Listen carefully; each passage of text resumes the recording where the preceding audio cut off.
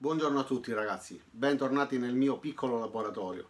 Oggi finalmente farò la sfida, la recensione, la prova della differenza fra il piccolo avvitatore Parkside 4 in 1 modello PAS 4B2 ed il Rapid Fire 2.0, il modello con i bit praticamente incorporati in un sistema che consente di far scorrere avanti e indietro gli stessi bit e quindi cambiarli con una semplice rotazione. Vi mostrerò tutto, vi farò vedere i vantaggi di uno e dell'altro, gli svantaggi di uno e gli svantaggi dell'altro. Faremo la prova di potenza, vediamo qual è più forte dell'altro, qual è più veloce, quindi quale conviene alla fine comprare. Questo ovviamente lo deciderete voi valutando ciò che più vi aggrada di uno e dell'altro. Quindi procedo subito con questa prova, spero di essere veloce e fare una sfida rapida che ci permette di capire senza tanti fronzoli qual è meglio e qual è peggio. Innanzitutto faccio subito dei prefori da 1,5 mm su questo pezzo di legno.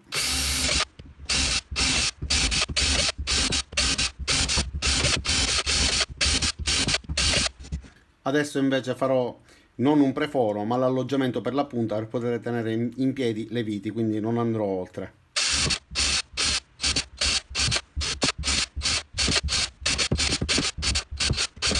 Ok, partiamo subito evidenziando alcune differenze. Intanto il Rapid Fire ha una comodissima fondina, se vogliamo chiamarla così, che ci consente di tenerla attaccata alla cintura e quindi estrarlo all'occorrenza in base alle necessità.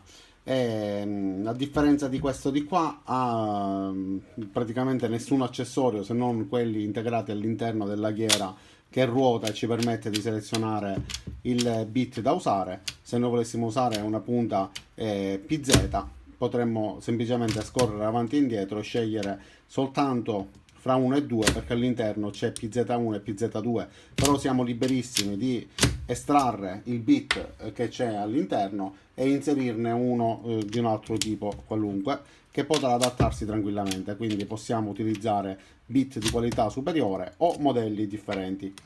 Questo è il vantaggio di questo avvitatore. Ha un LED che è posizionato sulla parte bassa. Nella precedente recensione ho fatto vedere che purtroppo le dita messe allineate per bene ostruiscono il fascio di luce, quindi bisogna spostare leggermente. Non so se è il caso della mia mano che è più grande o se per tutti c'è questa difficoltà. Fatto sta che la sporgenza che impedisce che la mano scivoli via è esattamente in corrispondenza del posizionamento del LED.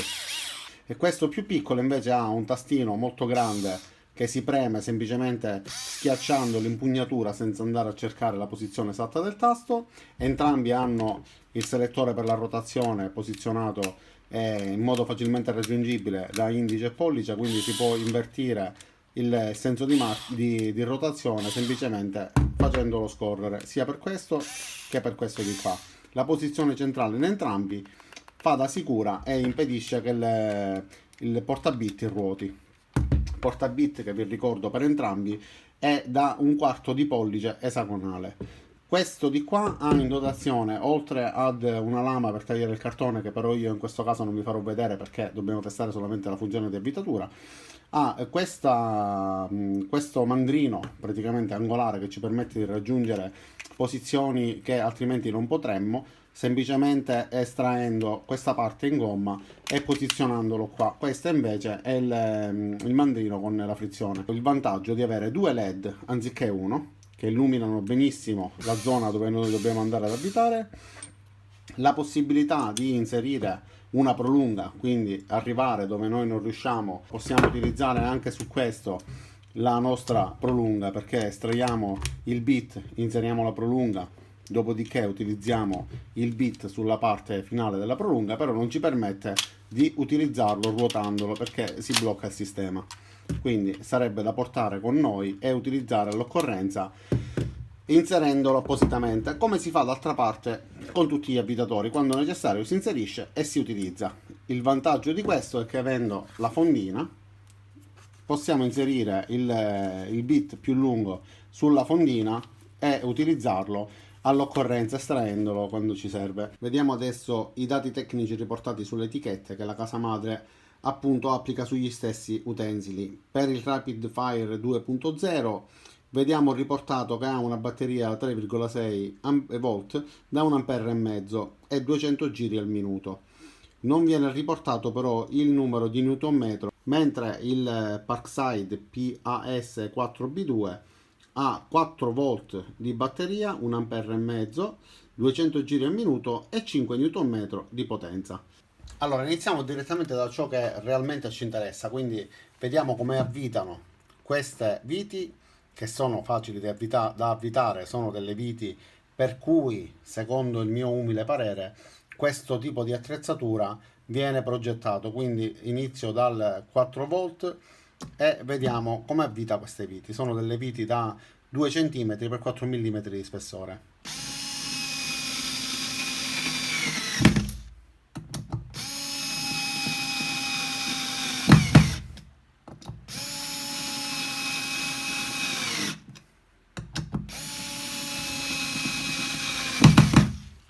Ne facciamo 4 all'uno, sono entrambe PH2.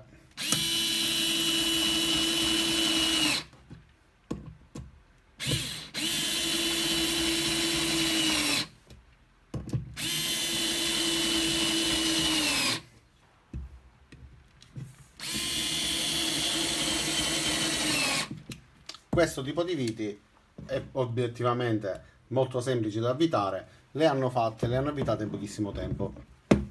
E c'è una cosa che mi fa sorridere spesso, che è quella del mandrino storto, della punta che gira storta. In questo caso è semplicemente alloggiata in un portabit che ha il suo gioco, il suo spazio, perché ci deve permettere di farlo scorrere avanti e indietro, e quindi ovviamente ha questo movimento. Se io la tengo ferma e ruoto, è ferma. Se invece la lascio libera, siccome non ha nulla che la stringe a sé, allora ha la possibilità di muoversi, e di conseguenza, in base a come viene orientata nel momento in cui si inserisce, il suo movimento non sarà dritto, ma non è storto. C'è gente che si lamenta del mandrino storto in questo tipo di attrezzatura. Non è un mandrino storto. Bene, ora divertiamoci un poco. Vediamo di fare una sfida di velocità. Li utilizzerò entrambi. Vediamo chi finisce prima. Vite da 4 mm per 40.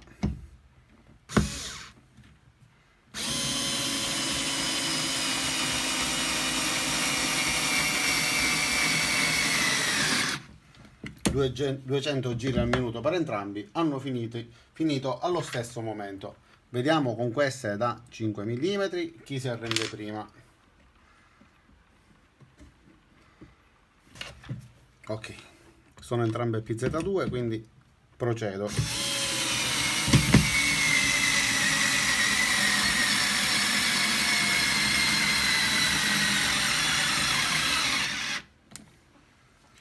Si sono fermati entrambi, e questo qua ha indicato con LED che è andato in protezione, e si sono fermati praticamente entrambi, lasciando appena appena la vite sporgente.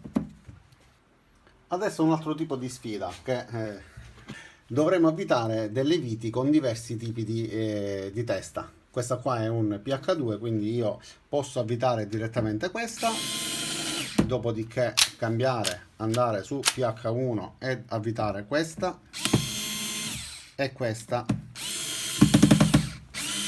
scusate, dopodiché Torx.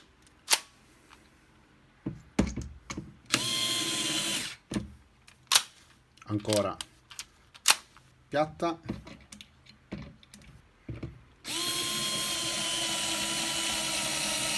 ok, e poi passare a PH2.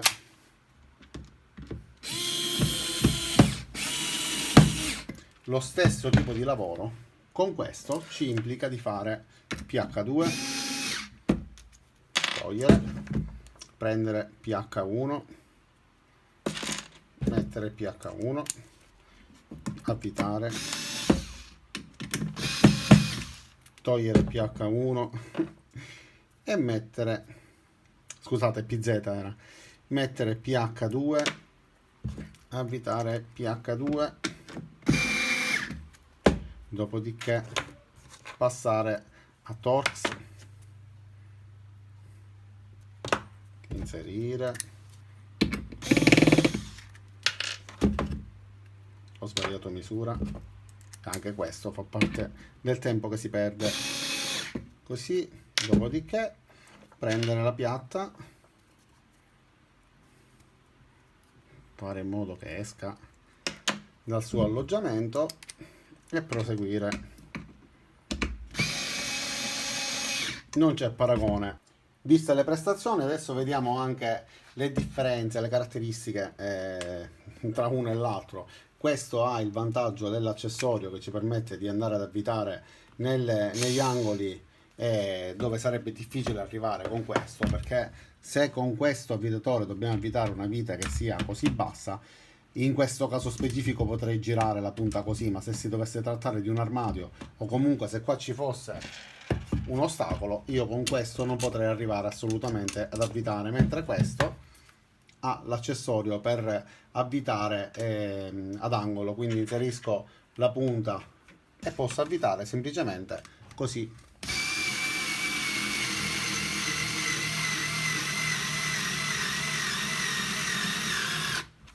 Un altro accessorio importante che ha questo e non ha il rapid fire, quindi se avete intenzione di valutare tutte le caratteristiche che li distinguono, sappiate che questo ha anche il mandrino, un mandrino che ci permette, più che mandrino, ha la parte finale che fa da dinamometro, quindi ci consente di regolare il livello di coppia.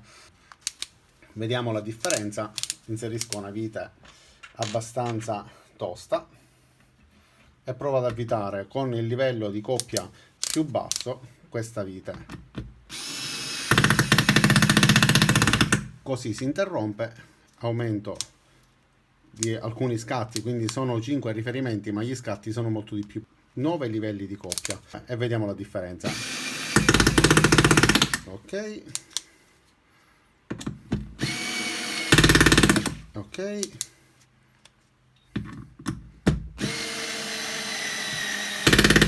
Ed è rimasto l'ultimo che dovrebbe erogare tutta la coppia, quindi i 5 Nm dell'avvitatore.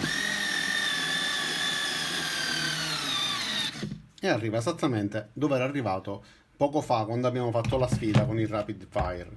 Noi con questo non abbiamo la possibilità di gestire la forza se non semplicemente limitandoci noi nella rotazione, quindi quando vediamo che siamo arrivati alla fine lasciamo il pulsante e interrompiamo la rotazione.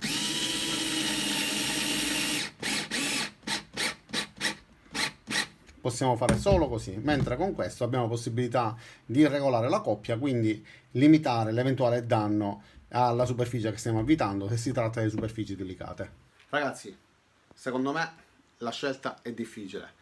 A questo punto prendeteli tutte e due e fate prima. No, scherzo, valutate bene quale sia meglio per le vostre esigenze e decidete quale acquistare.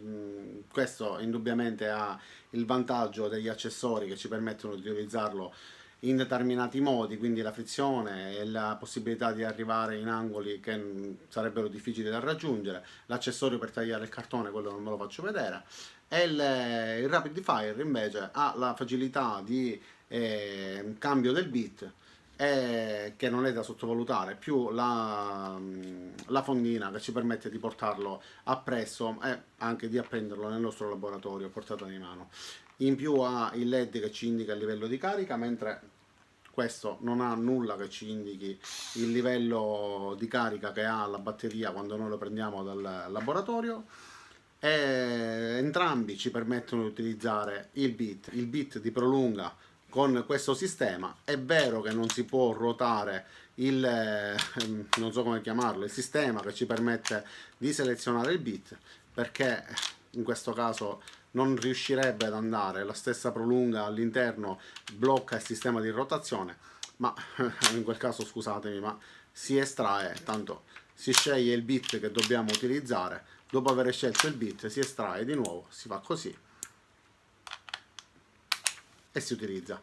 non si perde tanto tempo. Se si deve utilizzare questa prolunga, probabilmente è perché si sta lavorando in punti difficili da raggiungere, ed è una cosa che a me personalmente accade raramente. Solitamente io la avvito su una superficie piana con delle viti messe affiancate e con questa punta semplicemente ci si arriva, tant'è che gli abitatori escono quasi tutti con questa in dotazione, ma spessissimo si utilizzano senza. Io li ho tutti senza il portabit attaccato, e quando mi serve lo prendo dal ripiano dove li tengo, quindi dalla mia bella calamita, e li utilizzo. Va bene ragazzi, vi saluto, vi ringrazio di aver visto questa recensione che speravo potesse essere molto più corta, ma non riesco a limitare la durata del tempo di queste mie recensioni. Approfondisco sempre gli argomenti e alla fine diventano recensioni più lunghe di quello che io vorrei, però se sono lunghe vuol dire che tratto più argomenti, non ci sono tempi morti, almeno solitamente. E basta, valutate. Vi invito a mettere mi piace a questo video se il video vi è piaciuto, ad iscrivervi al mio canale se ritenete che il mio canale sia interessante, attivare le notifiche cliccando sulla campanella qua giù. Niente più, guardate i miei video, condivideteli e ci vediamo alla prossima recensione. Ciao da Riccardo.